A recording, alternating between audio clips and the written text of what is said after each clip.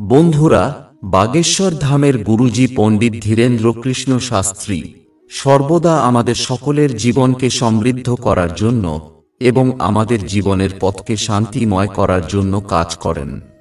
তিনি আমাদের সকলের জীবনকে সুখশান্তিতে পূর্ণ করার জন্য অনেক প্রতিকার বলেন, যার মধ্যে একটি হল প্রত্যেক মহিলার রাতে ঘুমাতে যাওয়ার আগে এই স্থানে এক পাত্র জল অবশ্যই রাখতে হবে, যাতে জীবন সুখী হয়, রোগব্যাধি দূর হয় এবং জীবনে আসা কষ্ট চিরতরে দূর হয়।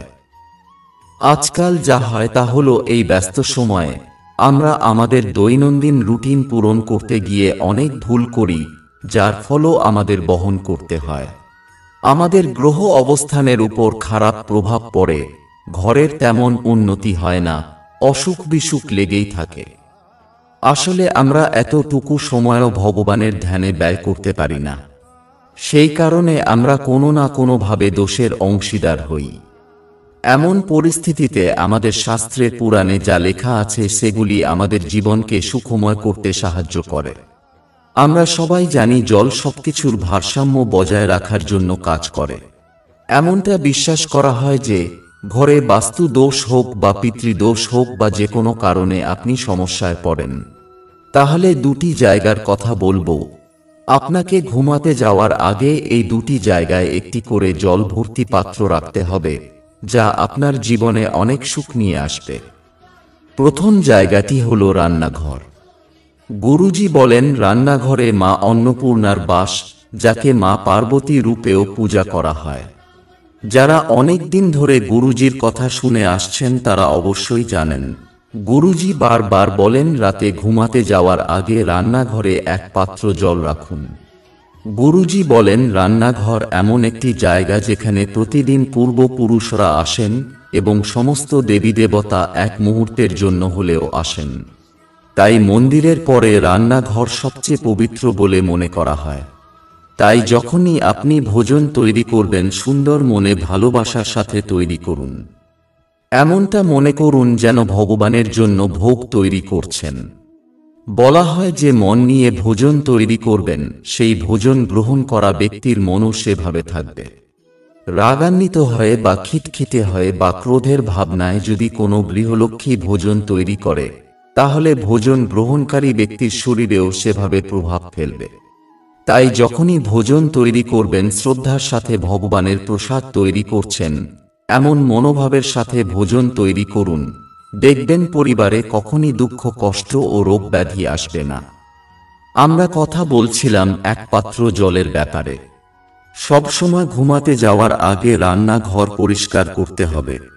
তারপর আপনার কাছে যেমন পাত্র থাকে, সে ছোট বালতি হোক বা ঘটি বা যে কোনো পাত্র, তাতে শুদ্ধ জল ভর্তি করতে হবে। তারপর তাতে ঢাকনা দিতে হবে এবং রান্নাঘরে রেখে দিতে হবে। সকালে ঘুম থেকে উঠে এই জল ঘরের প্রধান দরজায় ছিটিয়ে দিতে হবে।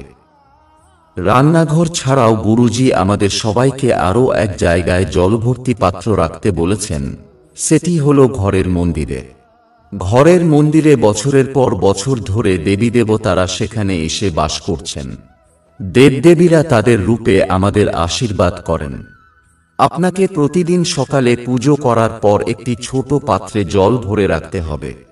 মন্দির যদি বড় হয় তবে বড় কলসে রাখতে পারেন, না হলে ছোট কলস হলেও হবে, ঘটি হলেও হবে, এমনকি একটি গ্লাসেও জল ভর্তি করে রাখতে পারেন।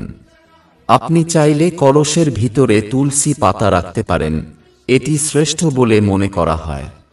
এভাবে সারা দিন রেখে দিতে হবে। এরপর যখন আপনি সন্ধ্যায় আবার মন্দিরে যাবেন, সেই পবিত্র জল প্রধান দরজা সহ পুরো ঘরে ছড়িয়ে দিন এবং তারপর সন্ধ্যা প্রদীপ জ্বালান। এতে করে ঘরের সমস্ত বাস্তু দোষ দূর হয় এবং পিতৃদোষ ও ঘরের অন্যান্য দোষ ত্রুটি সহ নেতিবাচক শক্তি দূর হয়ে যায়। সন্ধ্যা প্রদীপ জ্বালানোর পর আবারও এক পাত্র জল ভরে মন্দিরে এভাবেই রেখে দিন। সকালে ঘুম থেকে উঠে মন্দিরে রাখা জল এবং রান্নাঘরে রাখা জল একসাথে মিশিয়ে প্রধান দরজায় ছিটিয়ে দিন। বাকি বেঁচে যাওয়া জল পুকুরে বা কোনো গাছে দিয়ে দিন। এভাবেই আপনাকে দিনের পর দিন করে যেতে হবে। তবে মনে রাখবেন এই জল বাথরুম ইত্যাদিতে যাওয়া উচিত নয়। গুরুজি বলেন মন্দিরে এবং রান্নাঘরে আমাদের সকলেরই এই নিয়মটি মেনে চলা উচিত। বলা হয় আমাদের বাড়ির মূল দরজায় সারারাত আমাদের পূর্বপুরুষরা ঘুরে বেড়ায়। এছাড়াও এমন অনেক মানুষ আছে যাদের দৃষ্টিভঙ্গিও খুব খারাপ। আপনার উন্নতি দেখে তারা জ্বলে। সমাজে আজকাল আমার আপনার মতো সরল মানুষ কম হয়ে দুষ্ট প্রকৃতির লোক বেশি হয়ে গেছে। তাই এমন পরিস্থিতিতে প্রত্যেক মহিলাকে সকালে বাড়ির প্রধান দরজায় এই জল ছিটিয়ে দেওয়া উচিত। এটির অনেক সুবিধা রয়েছে যা শাস্ত্রে স্পষ্টভাবে ব্যাখ্যা করা হয়েছে। পরিবারের পুরুষরা তাদের দৈনন্দিন কাজে ব্যস্ত থাকে, টাকা রোজগারে লেগে থাকে, কিন্তু প্রত্যেক নারীকে ঘরের খেয়াল অবশ্যই রাখা উচিত। এই পরম্পরা আজকাল নয়, বহু বছর ধরেই চলে আসছে। প্রধান দরজায় জল ছিটিয়ে দেওয়া, উঠোন লেপ দেওয়া, উঠোন পূজা, উঠোনে প্রদীপ জ্বালিয়ে রাখার রীতি অনেক বছর ধরে চলে আসছিল, কিন্তু এখন চিরস্থায়ী পাকা বাড়িতে পরিণত হয়েছে। গ্রামের দিকে এই নিয়ম এখনো মেনে চলা হয়, কিন্তু আপনারা সবাই অন্তত সকালে প্রধান দরজায় জল ছিটিয়ে দেওয়া ও সন্ধ্যায় বাড়ির প্রধান দরজায় প্রদীপ জ্বালিয়ে রাখতে ভুলবেন না। বাড়ির সামনে তুলসী গাছ অবশ্যই রাখুন। মনে করা হয় কালো সেই ঘরে প্রবেশ করতে পারে না।